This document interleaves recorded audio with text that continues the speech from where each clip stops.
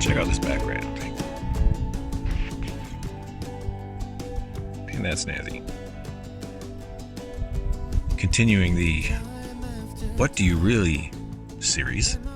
Today in mind I have the notion of what do you really have. Just listening to a live video that Curtis Stone did about his recent adventures, and he's had quite the year. Losing his wife of 10 years, and then over the last month or so he found somebody new, and it's quite the story. If you're curious about such things, I would encourage you to check out his post. And a lot of what he says is blunt and pretty honest and authentic and may be offensive, and that's probably a good thing. As he says, who cares? If it offends, that's not who he's speaking to, and that's not who he's looking for. It's just being brutally honest with himself, and he put himself out there, and it's quite fascinating, the story about finding the new woman in his life. So congrats to him, and it sounds like it's amazing, the serendipities and the synchronicities that happened and everything that played out in that story. So I'll link it below if it's something that interests you. I thought I was going to listen to maybe 20-25 minutes when I was out on my hike trying to find a trail that I went on the other day. I wasn't sure where the entrance was or the marker was, because some of these trails just branch off and split off at random.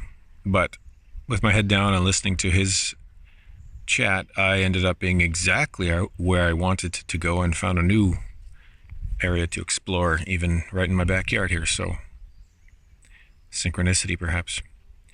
Anyways, let's get back to the idea of what do you really have. And I think it's like anything else. It's one of these loaded, charged words, having. And what do you really have? What do you really own, perhaps, is another aspect of that. But thinking more, not necessarily material things. But having is certainly part of that is a material aspect, because it is, the practical, the material, the physical things that we go through and explore and express and utilize in our life day to day. So what is it that you really have? And perhaps a natural extension of that, is it what you really want? Is it what you really need? All of these things really tie together, don't they? What do you really have in all of the important central aspects and foundational elements of your life? What do you really have in your relationship, in your career? Are these things, these important things, these integral things, these things that you deal with on a day-to-day basis, minute by minute, are they what you wanted? Are they things that you mapped out, planned out, built towards? Are they things that you need? Are they things that support you and hold you up when times get rough, or things that you can be grateful for when you have a moment to step back and really appreciate everything that it is, everything that encompasses and frames your life? What do you really have? Do you take stock of these things? Do you pay attention? Do you take them for granted? Is it enough? That will probably be another video in itself. What is enough? Because that's a pretty big concept. Though it is certainly related to what do you really have. What do you really have to love, to cherish, to take pride in, to be grateful for, to tell others about, to share, to perhaps protect for those who will come down the road, to give away? What do you have that is tangible or intangible? What do you have about you, within you, that you truly understand, that you truly grasp about who and what you are, what you stand for, what matters to you? What do you have as priorities and values? What do you have, not so much that sets you apart, but that is unique to you, that would be expressed only the way you could express it, in your voice, in your style, in your tone, with your language, with your presence and substance and character? What do you have integrated into your character? What do you have as far as training and skills and appreciation and understanding to back up what you say you believe, what you say you know, what you say you understand and comprehend? What do you have to stand on, to stand for? What do you have in terms of measurement sticks, and in terms of comparing yourself to others, Do you hold yourself high, or do you judge yourself lacking and wanting and needing and insufficient and incapable? Do you have holes in your life, in your reality, in your relationships, in your understanding of your personality and understanding of your personality type, perhaps? Do you take the time to delve into things relating back to Curtis? He talks a lot about discovering the understanding of himself, going beyond simply ideas of the zodiac, but going into the idea of human design, which can be quite detailed, and at least to him, he's found it to be quite revealing and transformative. And then, of course, it helped him to find his ideal partner for the second time. This time, being more equipped than in the past, understanding himself better. And as we all do eventually along our path, we come to go through the highs and the lows, and through the battles and through the successes, honing our identity and our understanding of our selfhood and our personality types. And perhaps the human design could be something that might help you. I haven't looked into a lot of it myself, but I intend to, because it always helps to be able to narrow in, to hone in, to understand, what do I have to offer? What do I have as far as a true and deep understanding of my wants and needs, etc., as I've talked about in the previous videos? Do I really have that? Do I really hold an understanding of those things in an authentic and a deep and genuine manner? Or am I pretending? Or, we have a habit in our culture, in our society, to put on a brave face or to wear masks, depending on the situation and circumstance. And one would hope we're not doing these things in our closest intimate friendships and our closest and most important relationships. We tend to even do it within our families, and perhaps especially within our families, because we have these contentious and embattled sort of stories, and depending on where we came from and what we went through as a family, it's different for everyone. And some people have great and supportive relationships with their family, and many people don't. So what do you have in that regard to build on, or to rebuild, to reframe, or to build from the ground up anew, because it wasn't there for you? And do you have the presence of mind and the patience and the emotional maturity to realize that, yeah, that's something that I'm going to have to do for myself, or I've had to do for myself? And that's important, I think, a distinction, because as with most things and anything, when we're genuine and authentic and real about something, what's true just naturally emerges and is obvious on the face of it. We don't have to guess. We don't have to pretend. It comes back to the idea of, what do we stand for? What do we truly believe? And what is true for us today? So what do we really have when it comes to our identity? As I was stating earlier, this applies to all aspects of our lives. What do we have? What do we really have with our job and career and our living situations? Are we just going along to get along? Are we just suffering through something to make ends meet? Are we putting up with idiots and assholes in our workplace because we are completely dependent on that paycheck every other week? We've all done it. I've done it. And to a certain degree, perhaps that's excusable and understandable. And I guess we can put up with pretty much anything, right? We can compromise and accommodate and tolerate an awful lot, because we are remarkably resilient, right? And the more we've kind of put ourselves through, the more we've survived and adapted to throughout our life. Perhaps we have a higher pain tolerance, so we can go along to get along, even though something inside us is churning and burning us up the whole time. So would it make sense to pivot a little bit, rather than putting yourself through that, to step back and reassess why you're doing those things and what do you really have there? Do you have financial security? Probably not, because given the opportunity at any single moment, you would gladly walk away and tell them to fuck off, right? So what do you really have?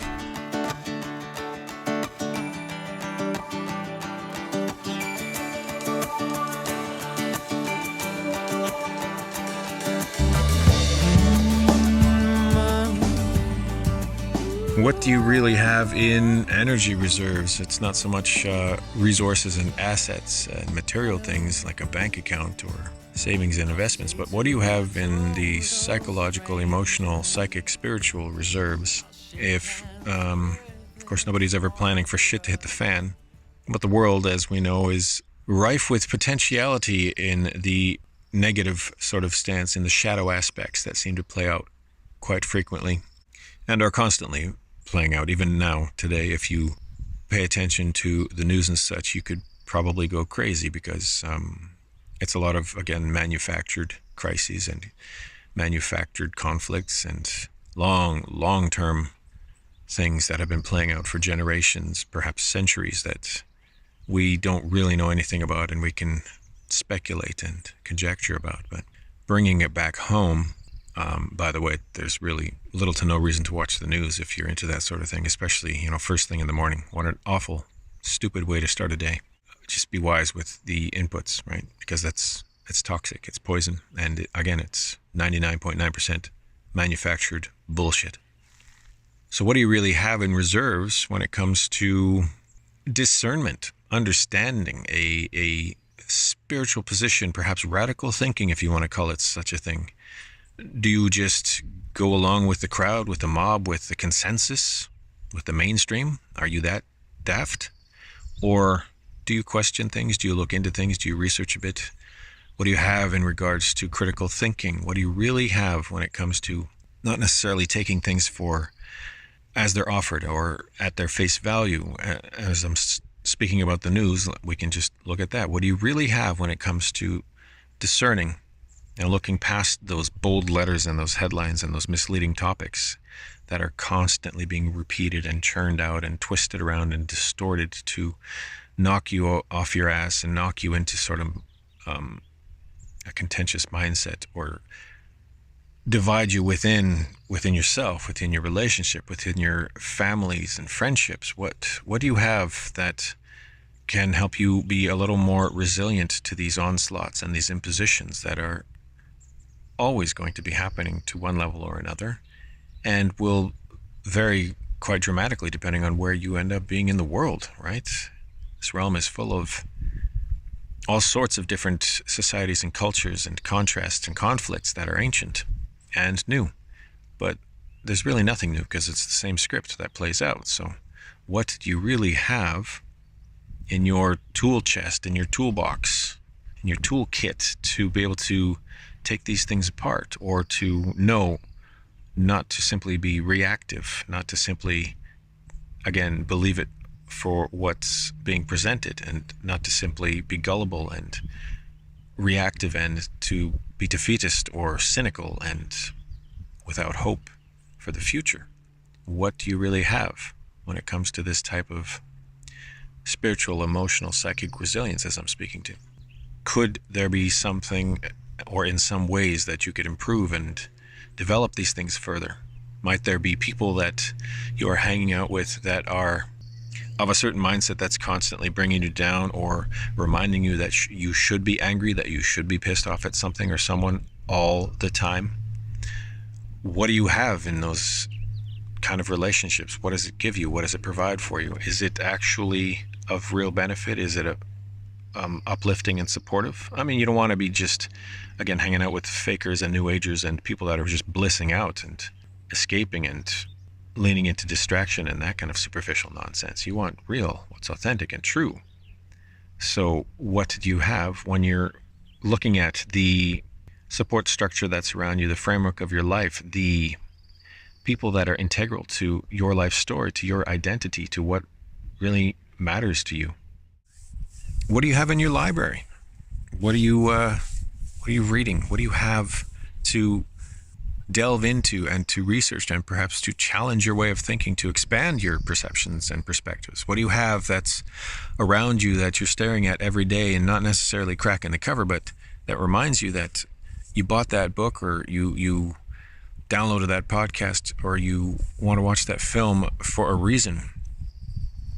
What do you have that's going to fulfill some of these needs that are intrinsic to developing your understanding of the world and to appreciate what this one short life has to offer? What do you have when it comes to making plans, big or small? And how you're going to pursue these things.